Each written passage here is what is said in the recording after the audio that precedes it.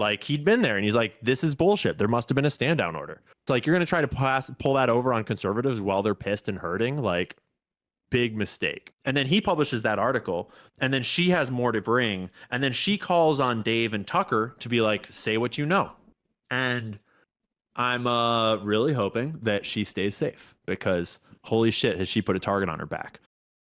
Ian Carroll just revealed who's telling lies about Charlie Kirk in his last days. Was his mentality shifting away from support for Israel? And is it true that he was facing immense pressure from donors because he platformed Tucker Carlson and Dave Smith? He goes on Sneeko and they talk about it, so let's take a look. Please like the video and subscribe to the channel. But when you look at Charlie Kirk's, the end of his career, and look at his podcast with Ben Shapiro, with Megyn Kelly, with PBD, and then you see what Megyn Kelly's saying now, I'm actually going to give him more credit than I used to think they deserved. I fully believe now a lot of these people did believe in the Judeo-Christian psyop.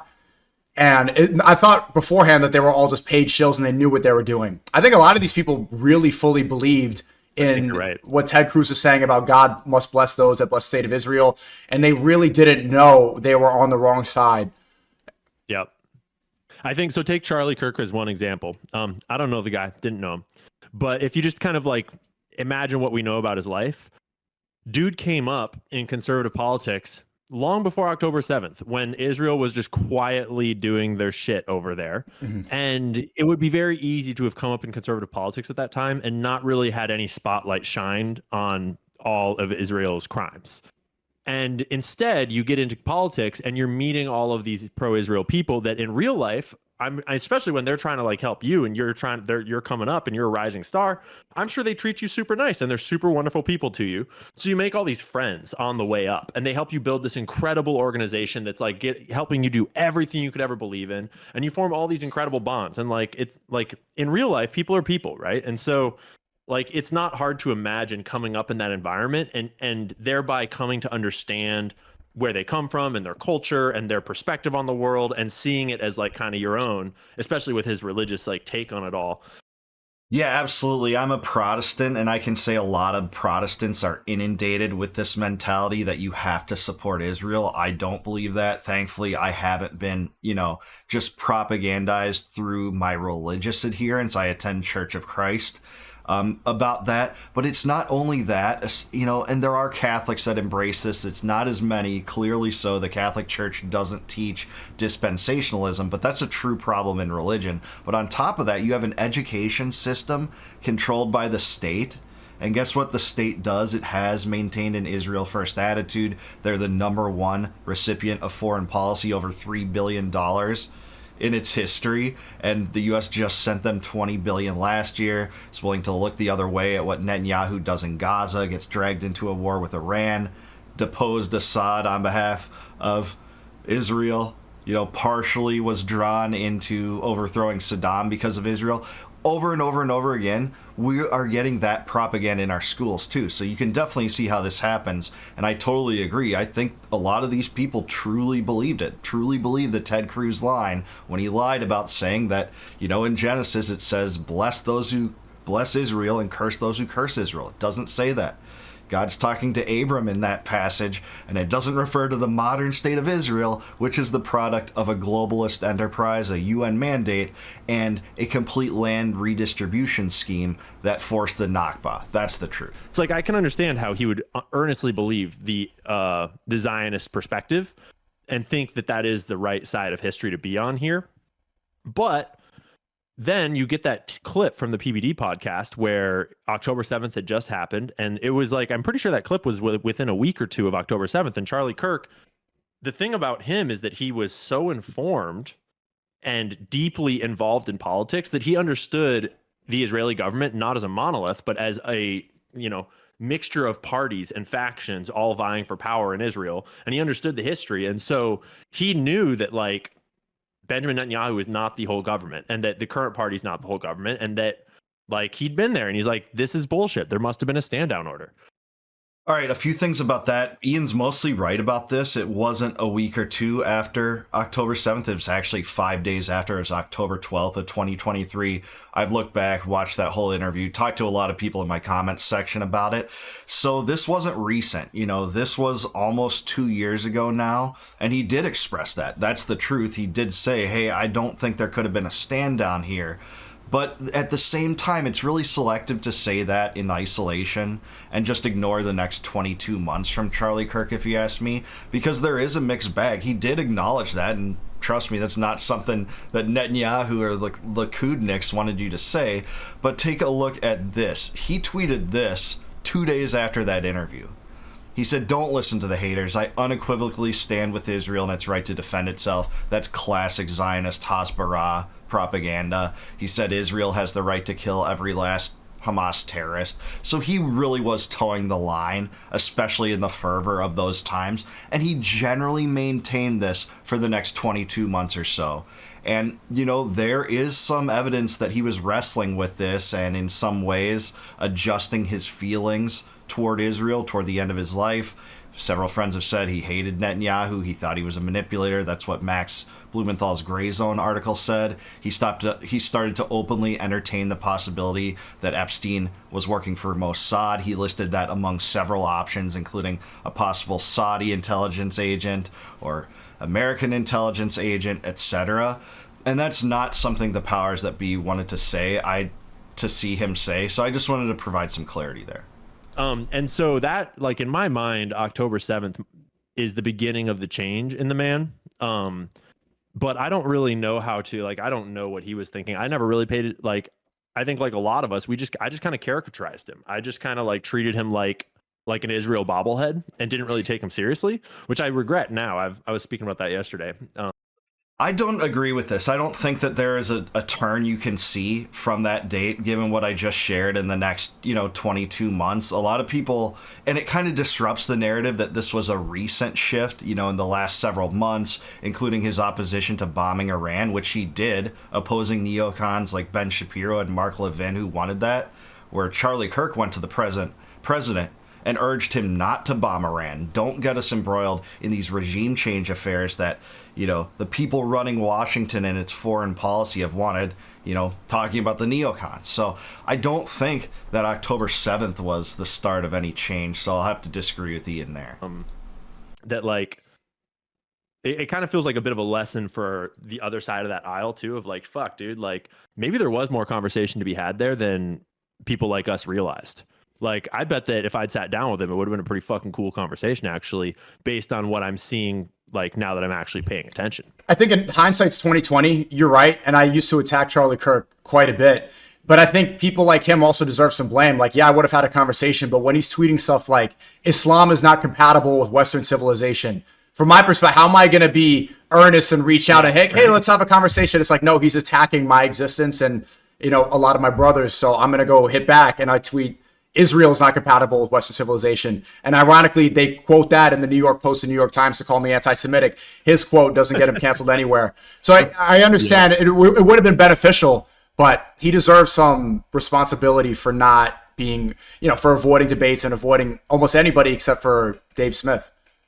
Agreed. I mean, this is a nuanced take. He wasn't Ben Shapiro, but he also wasn't Dave Smith on Israel. He was somewhere in between, and I think what explains it best is the fact that he was running a unique organization where he had tons of money coming in from $1 million donors, some of which gave him, a lot of money, including Bill Ackman. And he had to cater to some extent to those donors. They were paying his organization's bills. It's a nonprofit.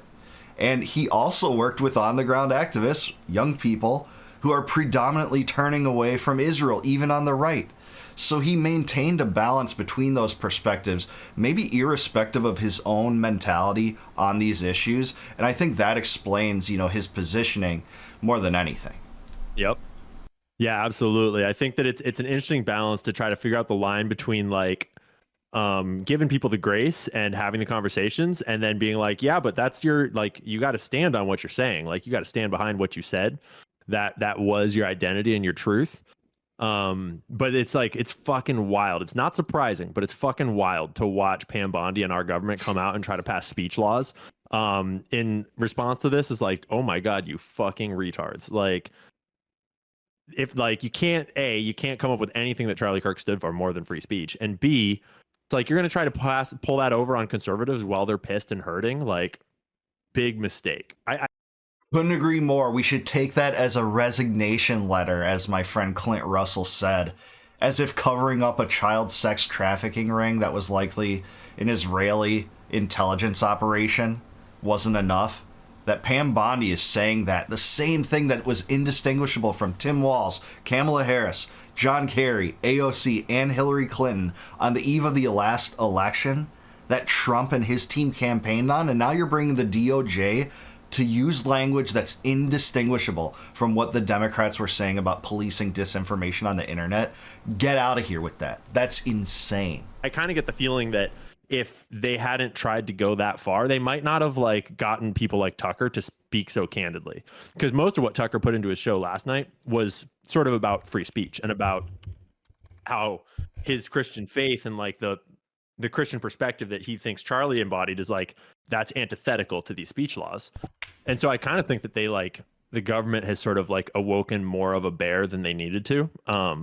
And there's just, it's not like, not a fucking chance. Like, no. You had a great interview series or great series with Candace Owens for how many episodes did you do? Like 8? I did like 8, I think, maybe 10. What do you think? Like a month and a half. Because you established earlier that you don't know information that she hasn't already showed online.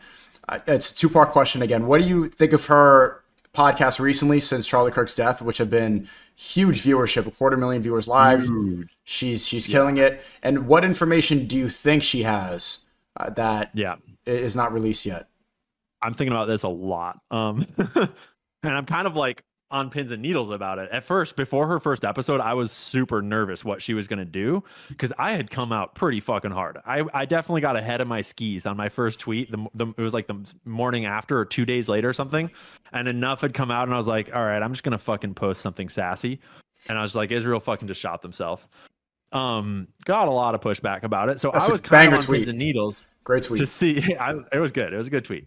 It was clearly not supposed to be factual, guys.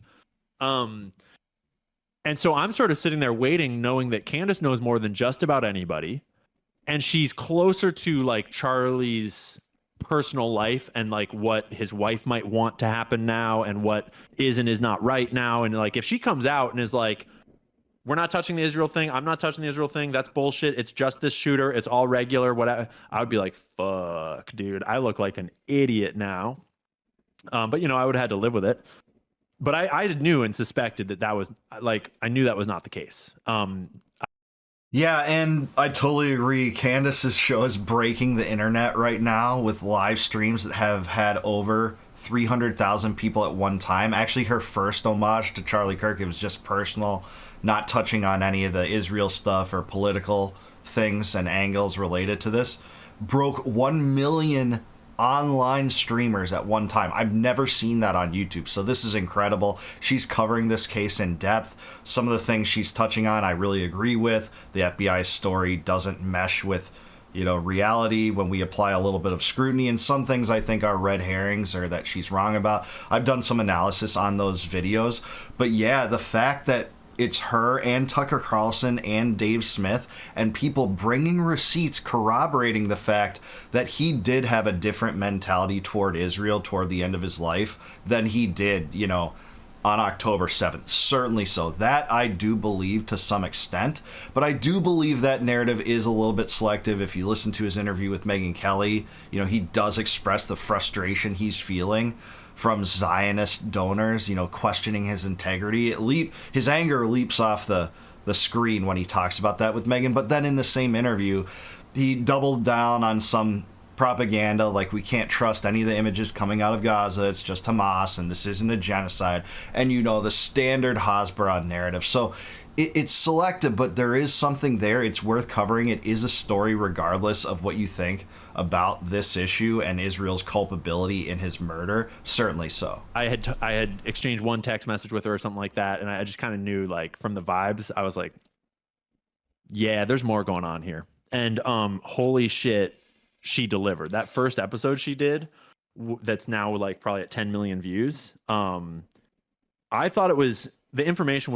was really interesting and important too. And it's still coming out, but like the more interesting thing for me was just the tact and like precision of how she talked about what she talked about. Where in these instances, it's really easy to get lost in examining facts that you don't have the facts about and developing theories that you don't have the fucking like shit to back it up. And instead, she just picked apart, like she's really good at asking questions and only making commitments and statements where you've got it. But still, when you're done asking all the questions, you're like, wait a minute, what the fuck is going on? This doesn't make any fucking sense, right? So she's really a pro and this comes from all of her experience, time under tension, right? At not getting ahead of herself, which I'm sure that the Zionists would laugh at.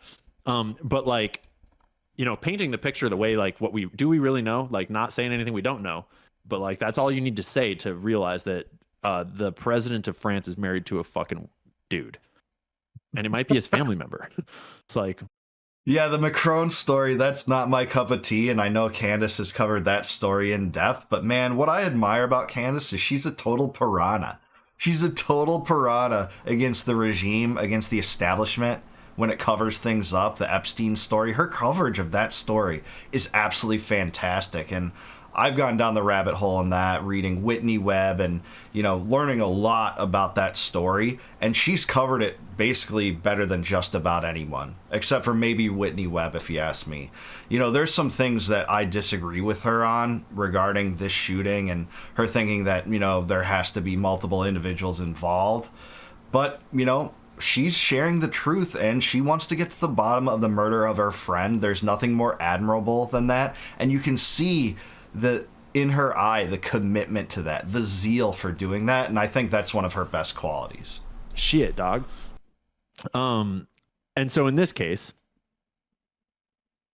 Candace has really driven this whole news story because it was Candace's reporting at first about the Hamptons meeting that I think empowered Max Blumenthal. I'm sure like Max Blumenthal had that article that was published by the Grayzone. He had that before Candace's episode, but she gave space for him to publish that article into a tailwind, into the wave. And then he publishes that article and then she has more to bring. And then she calls on Dave and Tucker to be like, say what you know. You guys know stuff. You were around him. You have text messages. Share what you know. And so then last night I was like, fuck, what are they going to do? And Dave comes out and like Dave and I kind of went back and forth about it because Dave was like, Ian, what the fuck are you doing, bro? You're dumb. It's Israel. What? And I was like, okay, Dave, I know. Like, I get it, bro. Like, you're... Well, Dave didn't say that. He just said, what evidence do we have that Israel did this? And I think that's a fair question. You know, even if your suspicions are raised, if your eyebrows are raised over some of the things in this story. And by the way, I don't blame you if they are. But at the same time, to go straight to that seems odd to me. I mean, at least with Oswald, we had the fact that he was surveilled by the CIA. You know, Dulles, who Kennedy fired over the Bay of Pigs disaster. He headed the Warren Commission. We know from the JFK files that, you know, they didn't provide all the surveillance information and connections between the CIA and Oswald in the Warren Commission. We had some things to go off, so it was a leap to some extent. But what Ian is talking about here is Max Blumenthal's Grayzone article, where he talks about the fact that toward the end of his life, Charlie Kirk, you know, had come to, you know, not like Netanyahu. He was, you know, thinking of him as a bully. It says that in the article. And he had a problem with Netanyahu seeking to personally dictate the president's personnel decisions and weaponize Israeli assets like billionaire donor Miri Matelson to keep the White House firmly under its thumb. This is the Israel lobby, folks. You know, I'm glad that he may have come to that conclusion toward the end of his life, but that's how Washington is run. It's a bipartisan thing, by the way. But for that to be corroborated largely by Tucker Carlson, that's a big thing.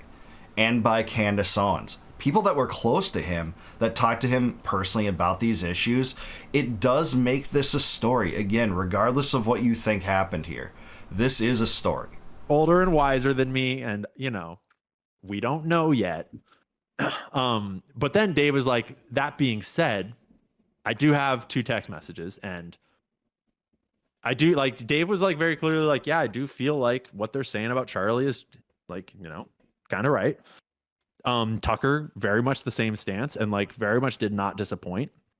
And then brought Megyn Kelly on, and Megyn very much did not disappoint.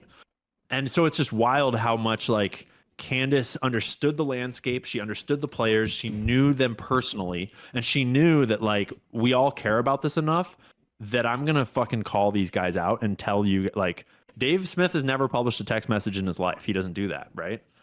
But in this case, he's like, yeah, you're kind of right. Like seems relevant. And like, I guess we're doing it. Yeah, and that's the interesting thing, because the other side that's trying to recapture the American right and direct them back toward Israel no matter what, despite the fact that Candace Owens and Tucker Carlson and some other major figures on the right have at least questioned these things, if not outright criticized or condemned Israel, they're, not producing the same kind of receipts as people like Dave and Candace and Tucker about what Charlie was saying about Israel toward the end of his life. Now they're marketing this and propagandizing this as if it's immoral. It's immoral to share these things when clearly there is an ideological battle for Charlie Kirk's legacy right now, which, by the way, the first person that tried to twist that in their direction was none other than Benjamin Netanyahu, saying that, Charlie Kirk was making him out to be David Ben-Gurion, making him out to be Ben Shapiro, the closest friend to Israel imaginable. Well, Charlie Kirk was a fan of Israel. He was a proponent of it. He was a Zionist. He didn't have the same exact views of Ben Shapiro. He was somewhere in between, so that wasn't honest. And Benjamin Netanyahu said that, Charlie Kirk wrote him a letter. He read like 2 sentences from it. Some people that know about Charlie Kirk's attitude toward Netanyahu thinks he's misrepresenting that, which wouldn't be the first time he's misrepresenting something. He's lying whenever he's moving his mouth. But also he blamed Islamists for Charlie Kirk's murder right away on Greta Van Susteren. Greta Van Susteren asked him about this. He went to, sharing his condolences, talking about how Charlie was the closest friend to Israel, and then saying that this was the Islamists. Just like he did after the Butler shooting, trying to twist this into the fault of Iran. Get the hell out of our country, Netanyahu. It's absurd. And so I'm just like, I don't know. I'm just proud of Candace, and I'm inspired by like that skill with the reporting, because it's such an art form. It's so hard to do, especially when you're doing it live, which is a whole different skill. And I'm really hoping that she stays safe, because holy shit, has she put a target on her back. She sure has, man. She's put the crosshairs of the Zionist lobby and the pro-Israel, Israel at all costs, Israel first movement, directed all of their ire toward Candace Owens over what she said, not only about this, but actually exposing the atrocities in Gaza, the power and influence of AIPAC and the Israel lobby over our politicians, how this spills over into domestic politics and hate speech laws that conflate anti-Semitism with anti-Zionism, which have happened at a state level. And guess what? They're going to keep trying to push that in other states and down the throats of all Americans federally. That's a big issue. So yeah, protect Candace Owens at all costs. Protect Tucker Carlson at all costs. Probably the 2 most influential people in the American right that aren't elected. Man, I hope that they get through this thing unscathed, because the ire of the Israel lobby is directed straight at them right now. Just one thing to clear up, though, at the end. Dave Smith's text messages, it does corroborate to some extent that Charlie Kirk didn't feel, as stalwart of a supporter of Israel toward the end of his life as, had been portrayed at sometimes. I made the argument here that's a little bit selective, but the text that Dave read from Charlie were indicating that, he was applauding some of the angles Dave Smith took in one of his debates, including a prominent debate that was featured on Joe Rogan between him and Douglas Murray. And I say debate because Douglas Murray tried to do anything imaginable not to make that a debate for the first hour or so. Just used appeals to authorities, said he's not an expert, we shouldn't listen to him, and tried to say all these things about some people, in this right-wing space opposing Israel that, he was trying to get Dave to answer for. He was trying to do everything he could not to make an argument against Dave's perspective regarding Israel and U.S. policy toward Israel. Don't take my word for it, just watch that. But Charlie had said he appreciated a few of the angles that Dave had taken there. Now, Dave didn't corroborate the fact that, Charlie disliked Netanyahu, viewed him as a manipulator or anything, because it doesn't sound like they ever got into those topics in those texts. And the last time he heard from Charlie was before some of this stuff happened. So, yeah, the narrative is maintained not only through the Grayzone article, through Candace Owens, through Tucker Carlson, and then you have Harrison Smith of InfoWars saying, before Charlie died, that he had a close source saying that Charlie was afraid for his life that Israel might kill him. Now, that's the only one I've heard saying that, but man, that was posted before his death, and that is crazy. But we do have a lot of evidence that at least raises eyebrows, despite the fact I don't think Charlie Kirk turned on Israel, but I don't think it's right to say that, he was the fiercest defender of Israel at all costs. You can listen to that Megyn Kelly interview and find places where, he does not buy into that completely. And there's a few other clips, but I do want to hear from you, though. Let me know down below. Do you agree with Charlie Kirk? Did he really turn against Israel? Was he Israel's fiercest defender? Was he somewhere in between? Does this explain anything regarding his death? And is this a story? Let me know in the comments down below. Please like the video, subscribe to the channel. Also subscribe to Sneeko. I don't think he's on YouTube, but I appreciated this interview. It was awesome. And please consider becoming a YouTube member. If you click the join button below, you can help support my channel. I'd appreciate it. It'd mean the world to me, actually. And I'd thank you just from the bottom of my heart. But I'll also give you all my videos before they go live to the general public on YouTube if you do join. And until I see you guys next time, no more war, no more debt, no more inflation, and no more empire. Peace out, guys. Catch you in the next one.